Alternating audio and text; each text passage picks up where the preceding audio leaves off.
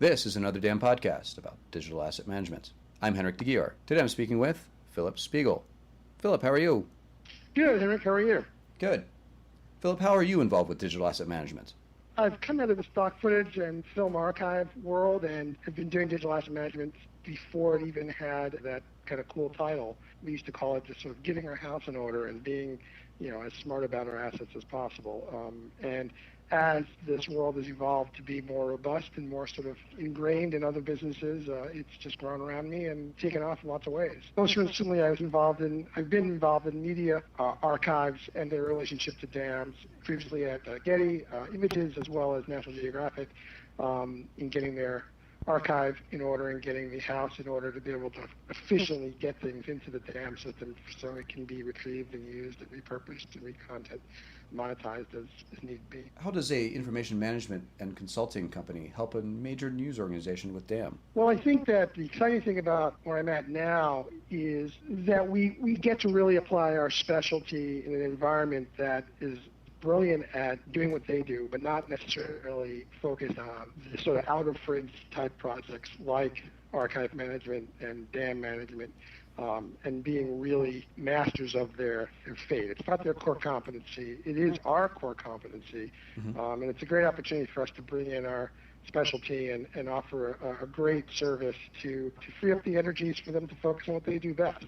And it makes a lot of sense, and it's really an exciting opportunity for both of us. We're embedded here, and really it's sort of seamless and transparent. It doesn't, if you didn't know that, other than the badges being slightly different, it's really irrelevant. But behind the scenes at a management level, we're able to really apply good best practices and get into the weeds far deeper than could have happened before, because frankly, again, it just wasn't their core competency. That's fair. What advice would you give DAM professionals or people aspiring to become a DAM professional?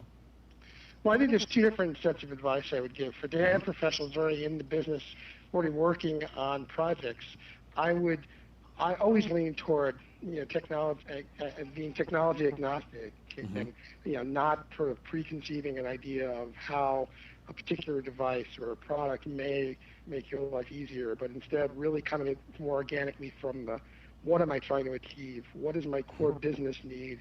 Who are my key clients and users, and how do they interact with the systems they have now, and how would they interact with the systems going forward? And then build a plan around that, and then find the technology that makes the most sense for those particular requirements once they're identified.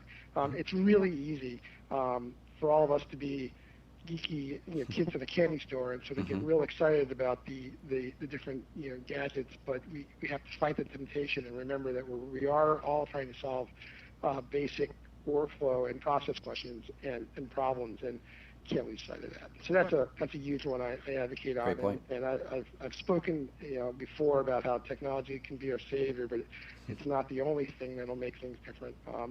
There have been plenty of instances where I've been in environments where money spent on a technology solution could have easily gone toward something not necessarily technology driven, and we would have gotten just as good, if not the same result. So it's really important not to sort of pick out the car before you really know how to drive. Totally. For people who are aspiring to be in this profession, I think that it's important to really get your hands dirty. Big fan of experience, on-the-job training, and I think that what was really exciting about the recent Creative conference in New York was there were so many people who were there from programs, either at Columbia or Pratt, and they're getting there's an opportunity for them to be exposed where I think, when I was younger at that age, it was more just organic.